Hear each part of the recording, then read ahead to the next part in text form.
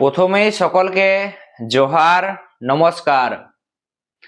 সামনেই আমাদের পশ্চিমবঙ্গ রাজ্যে বিধানসভা নির্বাচন। হ্যাঁ বন্ধুগণ, আর হয়তো কয়েক সপ্তাহের অপেক্ষা, তারপরেই কিন্তু আমাদের পশ্চিমবঙ্গ রাজ্যে বিধানসভা নির্বাচন রয়েছে।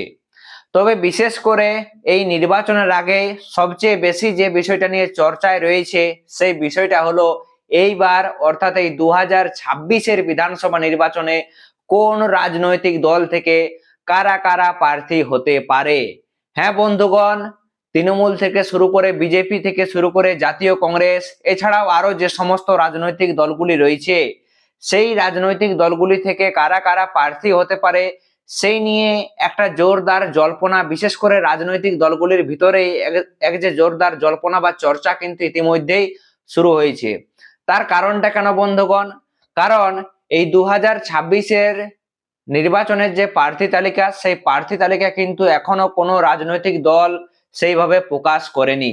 তবে বিশেষ করে বিভিন্ন সোশ্যাল মিডিয়া থেকে শুরু করে ফেসবুক পেজ, বিভিন্ন নিউজ চ্যানেলে একটা যে সম্ভাব্য যে প্রার্থীদের যে তালিকা সেই তালিকা কিন্তু ইতিমধ্যেই তৈরি হয়েছে। সেটা আমরা বিশেষ করে সোশ্যাল মিডিয়া খুললে হয়তো সকলেই কম বেশি লক্ষ্য করেছি। বিশেষ করে এই ভিডিওতে মূলত পুরুলিয়া জেলার যে 9টি বিধানসভা কেন্দ্র রয়েছে, পুরুলিয়া জেলার যে মোট 9টি বিধানসভা কেন্দ্র রয়েছে সেই 9টি বিধানসভা কেন্দ্রে তৃণমূল কংগ্রেসের সম্ভাব্য প্রার্থী কারা হতে পারে সে নিয়েই কিন্তু আজকের এই ভিডিওতে আলোচনা করা হবে। তার আগে একটা কথা বলে রাখি বন্ধুগণ, তোমাদের নিজস্ব যদি কোনো ব্যক্তিগত মতামত থেকে থাকে, যদি তোমাদের মনে হয় যে এই বিধানসভা কেন্দ্র থেকে এই প্রার্থীরও নাম নিয়ে যে একটা আলোচনা বা চর্চা ইতিমধ্যে শুরু হয়েছে রাজনৈতিক মহলের মধ্যে, তো অবশ্যই সেই ব্যক্তিটির নামও কিন্তু তোমরা কমেন্ট বক্সে কমেন্ট করে লিখে অবশ্যই জানাবে। তো চলো পুরুলিয়া জেলার 9টি বিধানসভা কেন্দ্রের তৃণমূল কংগ্রেসের সম্ভাব্য প্রার্থী কারা কারা রয়েছে এক নজরে একবার দেখে নি। প্রথমেই চলে আসি বন্ধুগণ আমাদের পুরুলিয়া জেলার অন্তর্গত একেবারে পুরুলিয়ার কেন্দ্রবিন্দু পুরুলিয়া বিধানসভা কেন্দ্রে। আর এই পুরুলিয়া বিধানসভা কেন্দ্রে যাদের সবচেয়ে বেশি প্রার্থী হওয়ার সম্ভাবনা যাদের রয়েছে তৃণমূল কংগ্রেস থেকে, প্রথমেই রয়েছে সুজয় বন্দ্যোপাধ্যায়। হ্যাঁ বন্ধুগণ, তৃণমূল কংগ্রেসের বর্ষিয়ান নেতা সুজয় বন্দ্যোপাধ্যায়, ওনার কিন্তু এই পুরুলিয়া বিধানসভা কেন্দ্র থেকে প্রার্থী হওয়ার সম্ভাবনা কিন্তু অনেকটাই রয়েছে।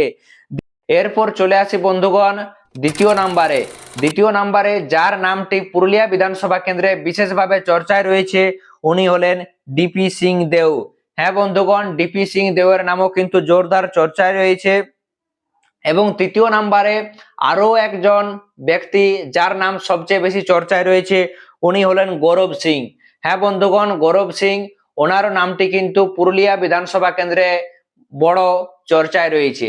এরপর চলে আসি রঘুনাথপুর বিধানসভা কেন্দ্র। হ্যাঁ বন্ধুগণ, রঘুনাথপুর বিধানসভা কেন্দ্র।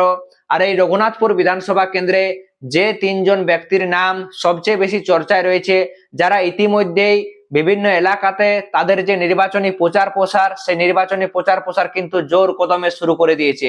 প্রথমেই রয়েছে রঘুনাথপুর বিধানসভা কেন্দ্রের প্রাক্তন বিধায়ক পূর্ণচন্দ্র বাউরির নাম। হ্যাঁ বন্ধুগণ, পূর্ণচন্দ্র বাউরি মহাশয় উনি কিন্তু জোর কদমে নিজের যে বিধানসভা এলাকা রয়েছে সেই বিধানসভা এলাকাতে উনি নিজেদের যে নির্বাচনী প্রচার সেই নির্বাচনী প্রচার প্রসার কিন্তু জোর কদমে শুরু করে দিয়েছে। তো ওনার কিন্তু এই বিধানসভা কেন্দ্র থেকে প্রার্থী হওয়ার সম্ভাবনা কিন্তু রয়েছে। তারপরে রয়েছে হাজারি বাউরি। হ্যাঁ বন্ধুগণ, হাজারি বাউরি সকলে হয়তো কম বেশি জানো যে 2021-এর যে বিধানসভা নির্বাচন সেই বিধানসভা নির্বাচনে কিন্তু রঘুনাথপুর বিধানসভা কেন্দ্র থেকে তৃণমূল কংগ্রেসের প্রার্থী ছিলেন হাজারি বাউরি। ওনারও কিন্তু সম্ভাবনা রয়েছে এই 26-এর বিধানসভা নির্বাচনে প্রার্থী হওয়ার। তারপরে রয়েছে পুরুলিয়া জেলার জেলা পরিষদের সদস্য সরস্বতী বাউরি। হ্যাঁ বন্ধুগণ, সরস্বতী বাউরি ওনারও কিন্তু প্রার্থী হওয়ার সম্ভাবনা রয়েছে। আমরা বেশ কিছু জায়গাতে লক্ষ্য করে সোশ্যাল মিডিয়াতে, বিশেষ করে রঘুনাথপুর বিধানসভা কেন্দ্রে বিভিন্ন জায়গাতে যে মহিলা প্রার্থীর যে দাবি সেই দাবি নিয়ে চর্চায় রয়েছে। এবং সর্বপ্রথম যে নামটি উঠে এসছে উনি হলেন মাননীয়া সরস্বতী বাউরি, যিনি বর্তমানে পুরুলিয়া জেলা পরিষদের অন্যতম সদস্য রয়েছেন। তারপরে চলে আসি বলরামপুর বিধানসভা। হ্যাঁ বন্ধুগণ, বলরামপুর বিধানসভা, এই বলরামপুর বিধানসভা কেন্দ্রে যে দুইজন ব্যক্তির নাম সবচেয়ে চর্চায় রয়েছে, উনি হলেন প্রাক্তন মন্ত্রী তথা প্রাক্তন বলরামপুর বিধানসভার এমএলএ মাননীয় শান্তিরাম মাহাতো। এবং দ্বিতীয় নম্বরে রয়েছে পুরুলিয়া জেলা পরিষদের সভাধিপতি মাননীয়া নিবেদিতা মাহাতো। এই দুই ব্যক্তির নাম কিন্তু বহু চর্চায় রয়েছে বলরামপুর বিধানসভা কেন্দ্রে। তারপরে চলে আসি জয়পুর বিধানসভা কেন্দ্রে।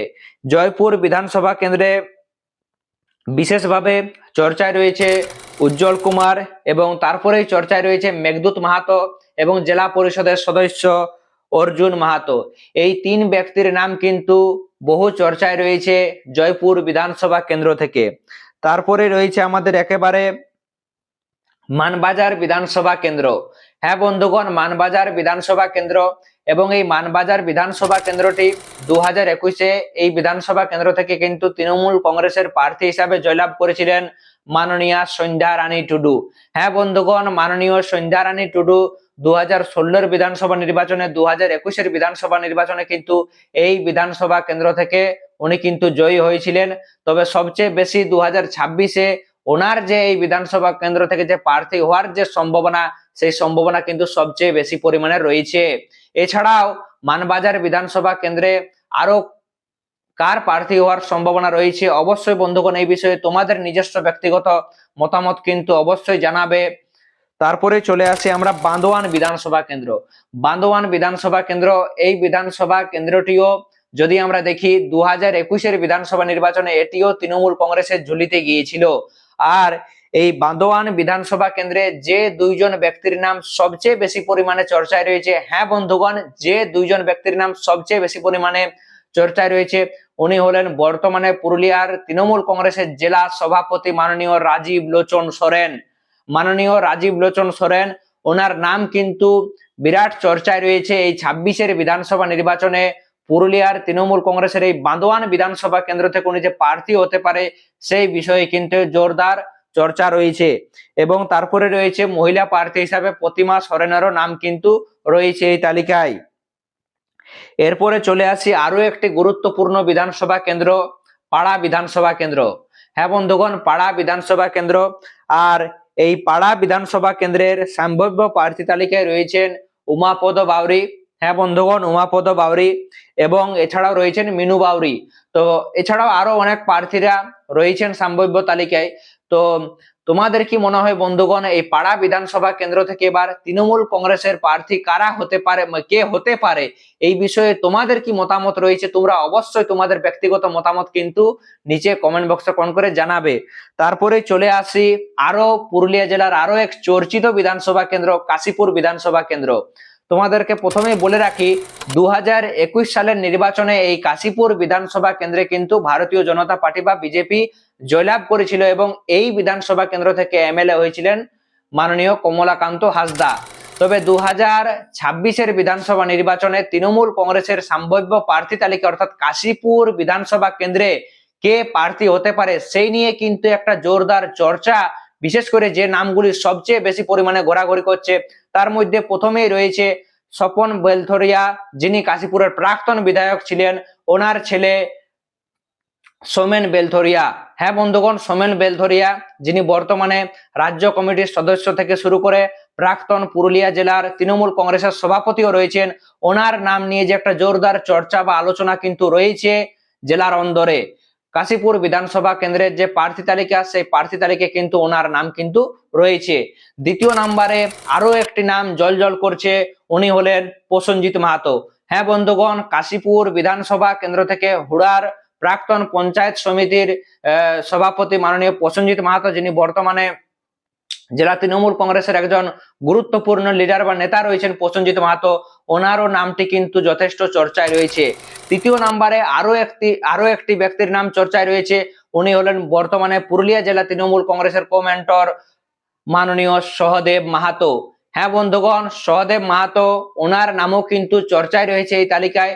তারপরে রয়েছে আরো একজন গুরুত্বপূর্ণ এবং তৃণমূল কংগ্রেসের একজন বর্ষিয়ান নেতা মাননীয় জয় বন্দ্যোপাধ্যায়। হ্যাঁ বন্ধুগণ, জয় বন্দ্যোপাধ্যায়ের নাম কিন্তু এই কাশীপুর বিধানসভায় কেন্দ্রে বিরাট ভাবে চর্চায় রয়েছে। এছাড়াও একেবারে চলে আসি আমাদের পুরুলিয়ার একেবারে পশ্চিম প্রান্তে যে বিধানসভা কেন্দ্র রয়েছে বাগমুন্ডি। এই বাগমুন্ডি বিধানসভা কেন্দ্র 2021 কিন্তু এই বিধানসভা কেন্দ্রটি তৃণমূল কংগ্রেসের দখলে যায়। এই বিধানসভা কেন্দ্র থেকে যে ব্যক্তিটির নাম সবচেয়ে বেশি চর্চায় রয়েছে উনি হলেন বর্তমানে এমএলএ মাননীয় সুশান্ত মাহাতো। হ্যাঁ বন্ধুগণ, সুশান্ত মাহাতোকে 2026-এর বিধানসভা নির্বাচনে এই বাঘমুন্ডি বিধানসভা কেন্দ্র থেকে প্রার্থী করা হতে পারে, এমনটা কিন্তু সম্ভাবনা রয়েছে।